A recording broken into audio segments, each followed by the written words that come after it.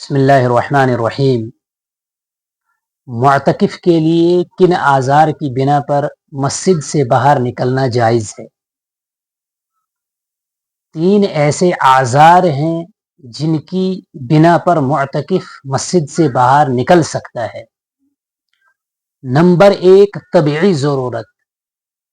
طبعی ضرورت یعنی بول و براز، استنجا کے لیے، پاخانہ پیشاب کرنا ہے، قضائے حاجت کے لیے معتکف باہر نکل سکتا ہے۔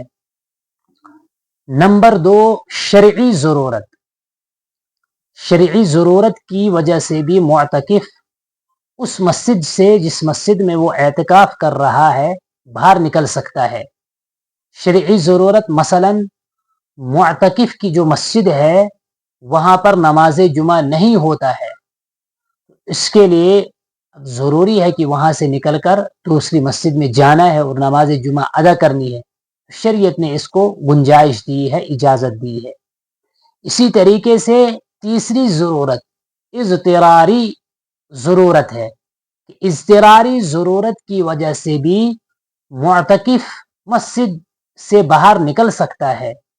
اضطراری ضرورت کا مطلب یہ ہے کہ مثلا مسجد کے منہدم ہونے کا خوف ہے، یا کوئی ظالم بادشاہ یا حکمران زبردستی معتکف کو مسجد سے باہر نکال رہا ہے، تو ان صورتوں میں معتکف مسجد سے باہر نکل سکتا ہے۔ ان کے علاوہ کسی اور صورت میں اس کے لیے کوئی گنجائش نہیں ہے کہ وہ باہر نکل سکے۔